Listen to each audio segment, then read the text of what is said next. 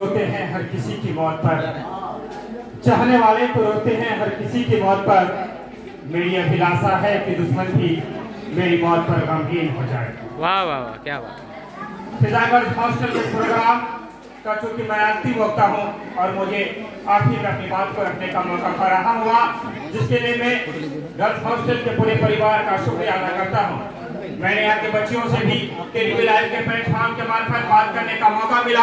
यकीनन यहाँ के बच्चियों ने जो बातों को रखा और खास करके वार्डन मैडम और सर की जो तारीफें की, यकीनन इस बात को दर्शाता है कि बहुत अच्छे से हॉस्टल चल रहा होगा। प्यारे बच्चों, जो जगह जहाँ पर है वो अपनी जगह पे महताब है। चूंकि मैं आपसे मुखातिब हूँ, चूंकि ये हॉस्टल में बेटियां पढ़ती है, चूंकि मैं भी दो बेटी का बाप हूँ, इसलिए मैं बेटियों की भावनाओं को समझने का जज्बा रखता हूँ। तमाम तरह आए हैं वक्ताओं ने शिक्षा पर बात की, लेकिन मैं शिक्षा से बात करने से पहले एक वो लाइन है जिस पे बात करना मैं जरूरी समझता हूँ, जिसपे हमारे गुरु समान भाई जनाब अली रजा सिद्दीकी ने भी बात की, हमारे सर कासिम कौशिक ने भी बात की। मैं कहना चाहूंगा कि बेकार है वो तालीम जिसमें शिक्षा ना हो, बेकार है वो तालीम जिसमें तहजीब ना हो।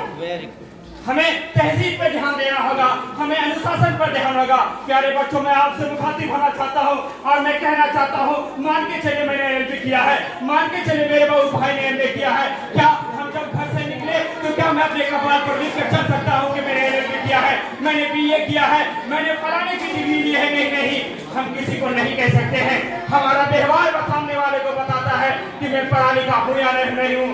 प्यारे बच्चों, यहाँ पर जब हम बच्चों से सवाल कर रहे थे तो एक बच्ची ने हमसे कहा कि हमारे पिता किसान है, और कितनी गर्व की बात है कि किसान होकर भी अपनी बच्ची को इतनी आला तालीम देने का सक्षम रखते हैं। तो मैं आपको कहना चाहूंगा, हमें भी इस फर्ज को निभाना चाहिए। क्योंकि मैं पत्रकारिता के लाइन पे आने से पहले मैं भी एक स्कूल चला रहा था, ग्रेट मिशन स्कूल नाम था मेरे स्कूल का, लेकिन लॉकडाउन के त्रासदी को मैं झेल ना पाया और मैंने अपने स्कूल को बंद करा दिया। एक बार की बात थी, गर्मी काफी ज्यादा था और इतनी गर्मी की धूप में मैं खड़ा नहीं हो सकता था और मैंने बच्चे को धूप में खड़ा कर दिया और मैं जानबूझ करके लंबा लेक्चर देने लगा। मैं समझना चाहता कि बच्चे मुझसे डरते काफी थे। मैं जानना चाह रहा था कि कोई एक बच्चा तो यह आगे आकर कहे कि सर कितने देर इस धूप में रहे। तो आखिरकार एक बच्चे ने डरते हुए कहा कि सर बहुत धूप लग रही है, आप बोलते जा रहे हैं, हम परेशान होते जा रहे हैं। मैंने तालियां बजाया, मैंने कहा ये बच्चा है जो आगे चलकर कुछ ना कुछ जरूर बनेगा। क्योंकि अगर मैं टीचर हूँ तो इसका मतलब ये नहीं कि मैं गलत करूँ तो मेरी हर बात सही नहीं हो सकती। मेरे सच्चाई अलग जगह है। आज हमारे कासिम सर ने कहा, बहुत सारी जगहों पर बहुत सारी चीजें खबरों के मार्फत सुनने का मौका मिलता है। ये क्यों हो रहा है? क्योंकि कहा जाता है कि तलवार जब गर्दन को काटती है तो सिर्फ कसूर तलवार का नहीं, कसूर गर्दन का भी होता है। क्योंकि तलवार का तो काम है कटना, लेकिन गर्दन कट क्यों जाती है? जहाँ भी हमें लगे गलत है, जहाँ भी लगे कि हम सही है, सच्चाई से हमें कहीं भी कोई समझौता नहीं करना है। आज हम बच्चों को डराते हैं, जब हमारे घर में बच्चे पैदा होते हैं हम कहते हैं सुते जा बाबू नित्य भौका चलो उसमें, चुप जा बाबू नित्य बिल्ली चलो उसमें। हम अपने बच्चे को वही कमजोर बनाते हैं। हम अपनी बेटी को परी कहते हैं, हम अपनी बेटी को परी नहीं शेरनी कहकर पुकारिए। क्यों हम परी कहते हैं? क्योंकि परी नाजुक होती है, हमारी बेटियां नाजुक नहीं है। मैं अपनी बेटी को कभी परी से खिताब नहीं करता। अगर हम अपनी बेटी को कहीं भी कहेंगे तो शेरनी कहेंगे। और हमें अपने बच्चे को ये सोचकर कभी नहीं पढ़ाना चाहिए। आज हमारे बच्चों को मैंने पूछा, तमाम तर बच्चे ने कहा मुझे डॉक्टर बनना है, किसी ने कहा इंजीनियर बनना है, किसी ने कहा बीपीएससी बनना है। लेकिन मैं चाह रहा था कि कोई बच्चा ये बोले कि मुझे अच्छा आर्मी बनना है, मुझे मदर टेरेसा बनना है, मुझे सुभाष चंद्र बोस बनना है, मुझे डॉक्टर भीमराव अम्बेडकर बनना है, मुझे हज़रत मोहम्मद सल्लल्लाहु अलैहि वसल्लम साहब के आदर्शों पर चलने वाला बनना है। एक डॉक्टर बनने की ख्वाहिश से सलाह से जब हम बच्चों को बताएंगे तब तक इस समाज में नौकर पैदा होगा, मालिक पैदा नहीं हो सकता है। अगर हम मालिक पैदा करना चाहते हैं तो हमें ये सोचकर पढ़ना होगा, क्योंकि पढ़ाई का मतलब ये नहीं होता है कि हम डॉक्टर बन जाए, हम इंजीनियर बन जाए, हम आईपीएस बन जाए, बल्कि हम एक अच्छा इंसान बन जाए।